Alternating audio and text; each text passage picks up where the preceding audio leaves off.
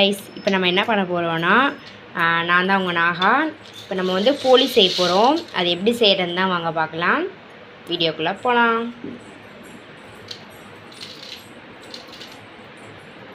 இப்போ போலி செய்கிறதுக்கு முதல் மெத்தடு நம்ம கடலப்பருப்பு எடுக்கணும். எவ்வளோ மாவு போடுறோமோ அந்த அளவுக்கு கடலப்பருப்பு சரிபாதியாக இருக்கணும். இப்போ மாவும் நான் ஒரே நேரம் தான் எடுக்க போகிறேன். கடலப்பருப்பு அதே தான். இதை வந்து நம்ம கழுவணும். கழுவி அதுக்கப்புறம் கொஞ்சம் 20 நிமிஷம் ஊற வச்சுட்டு தான் வேக வைக்கணும். இப்போ நம்ம இதை கழுவுவோம்.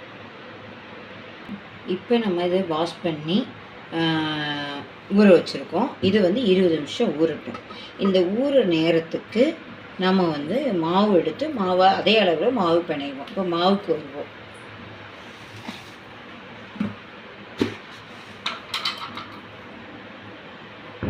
நாகா மாவு தான் யூஸ் பண்ணுறோம். நாகா மைதா மாவு. அது எவ்வளோ மெஷர்மெண்ட்டு பாருங்கள்.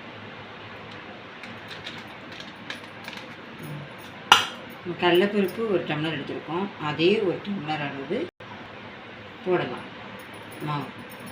இப்போ நம்ம கடலைப்பருப்பு மட்டும் போட போகிறதில்ல, அதில் கொஞ்சம் தேங்காய் சேர்க்க போகிறோம். அப்போ மாவு கொஞ்சம் பத்தாது நமக்கு பூரணத்துக்கு. என்ன பண்ணோம், ஒரு 1/4 டம்ளர் போட்டுக்கலாம். ஓகேங்களா? இப்போ மாவு எடுத்தோம். இப்போ இந்த மாவில் என்னென்ன போட்டு சேர்த்து மாவு பிணையணும் மட்டும் சொல்லிடுறேன். ஃபஸ்ட்டு நம்ம நெய் கொஞ்சம் 1 ஸ்பூன் ஊற்றணும். நான் நெய் வந்து உருக்கி வச்சுருக்கோம். அதை நான் ஆயிலாக ஊற்றுறேன். 1 ஸ்பூன் ஊற்றிருக்கேன். இப்போ நம்ம தேவைக்கப்போ உப்பு.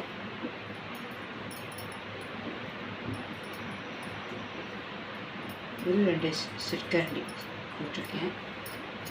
இப்போ இதில் வந்து மஞ்சத்தூள், நம்ம கலருக்காக தான், அதுக்காக தான் மஞ்சத்தூள் கொஞ்சம், ஒரு கலருக்காக தான். ரொம்பையும் போட்டிங்கன்னா மஞ்சள் வாசனை அடிக்கும். இப்போ இதை வந்து கொஞ்சம் கொஞ்சமாக மாவு தண்ணி ஊற்றாதுக்கு முன்னாடி மாவு எல்லாம் மஞ்சள் நெய் இதெல்லாம் போட்டிருக்கோம்ல, இதெல்லாம் நல்லா பிணைஞ்சுக்கோங்க. மாவு நல்லா உதிரியாக பிணைஞ்சிட்டு எல்லாம் மிக்ஸ் பண்ணிடுவோம். இப்போ பிணைஞ்சிட்டோம். இப்போ வந்து தண்ணி ஊற்றி கொஞ்சம் கொஞ்சமாக பிணையும்.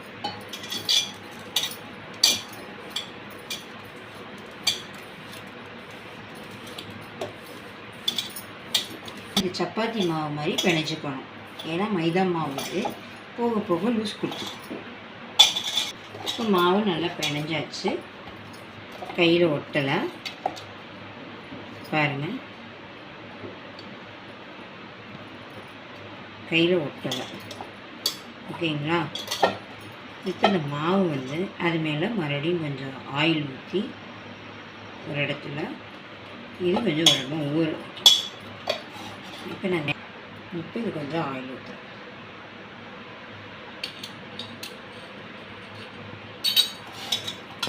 ஆயில் ஊற்றி அப்படியே ஏன் மாவு கொஞ்சம் மேலே வரதா இருக்கப்ப அதுக்காக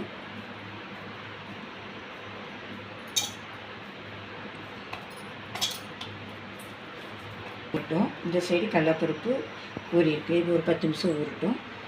இப்போ நம்ம அதுக்கு அடுத்து அப்படி என்ன வெல்லம். இப்போ அளவுக்கு வெல்லம் எடுக்கணும். கடலைப்பருப்பு நான் அதே அளவு எடுத்துருக்கேன், மாவும் அதே அளவு எடுத்துருக்கேன்.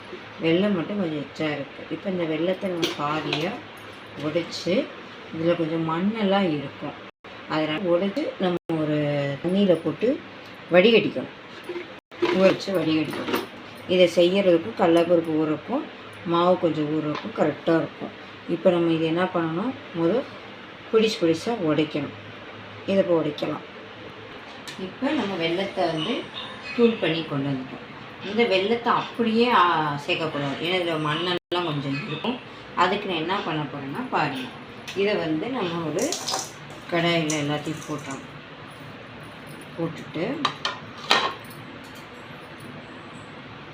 தண்ணி மூழ்கிற மாதிரி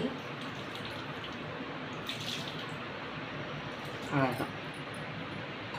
இதை வந்து நம்ம இது பண்ணணும், அரைச்சிக்கணும். அரைச்சிட்டு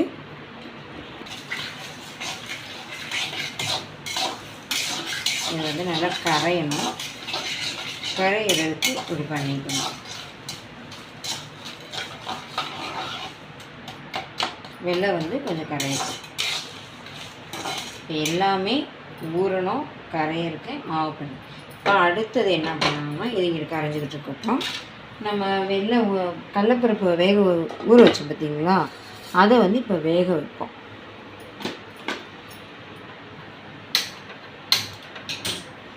அப்படியே எடுத்து வைப்போம். இதில் கொஞ்சம் கடலைப்பருப்பு கொஞ்சம் சீக்கிரம் வேகிறதுக்கு, ஏன்னா மாவுல உப்பு இருக்குது, இருந்தாலும் இந்த கடலைப்பருப்பு பூர்ணத்துக்கு கொஞ்சம் உப்பு சேர்க்கணும். அப்போ தான் கொஞ்சம் இனிப்பு எடுத்து கொடுக்கும். போட்டாச்சு. இது வேகட்டும். இது கொஞ்சம் நல்லா வெந்து வரட்டும். இப்போ நம்ம அதை வடிகட்டிட்டோம். வடிகட்டிட்டு அடுப்பில் வச்சு அது கொஞ்சம் வெள்ளத்தை இருக்குது அப்படியே பாகு பதம் இல்லாமையும் தண்ணி பதம் இல்லாமல் ஒரு பதத்தில் கொண்டு வந்துடுங்க. கொஞ்சம் ஆஃப் பண்ணிடுங்க. இது அப்படியே இருக்கட்டும். சரிங்களா? நம்ம இங்கே கடலைப்பருப்பு வெந்துடுச்சான்னு கொஞ்சம் செக் பண்ணிக்கலாம். இப்போ நம்ம கடலைப்பருப்பு வெந்துடுச்சான்னு செக் பண்ணிப்போம்.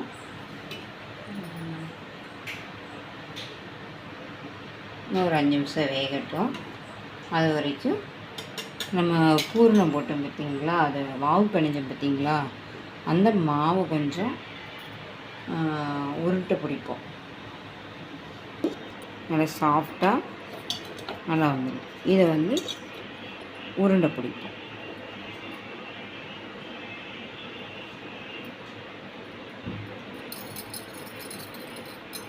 எத்தனை உருண்டை பிடிக்கிறோமோ அந்த அளவுக்கு பூர்ணமும் உருண்டை பிடிச்சி வச்சுக்கணும். அப்போ தான் நல்லாயிருக்கும். இப்போ நம்ம கடலைப்பருப்பு வேக போட்டு வெந்துருச்சு.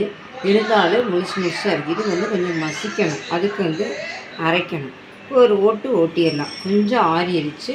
இப்போ ஓட்டிடலாம். இதை வந்து கொஞ்சம் ஏலக்காய் சேர்க்கணும். அப்போ கொஞ்சம் வாசனைக்கு நல்லாயிருக்கும். ஏலக்காய் எடுத்துக்கலாம்.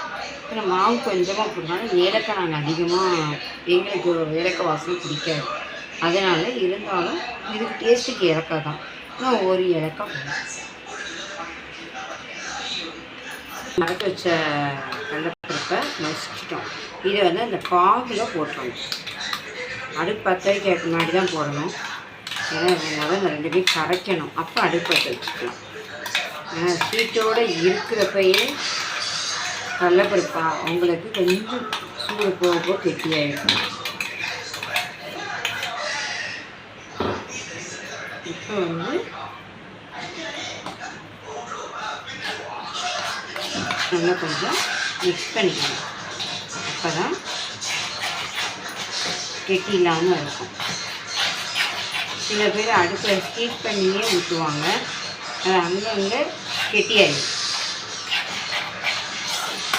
நான் கொஞ்சம் குறகுறப்பாக தான் இருக்கும். ஏன்னா எங்கள் வீட்டில் வந்து கடலைப்பருப்பு கொஞ்சம் கருக்கு முறுக்குன்னு இருக்கணும்.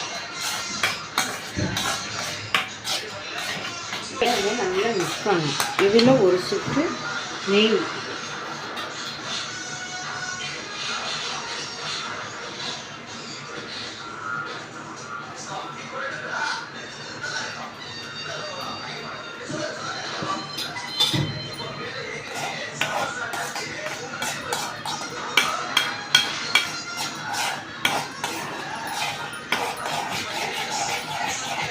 கொஞ்சம் நல்லா கெட்டியாக வரணும்.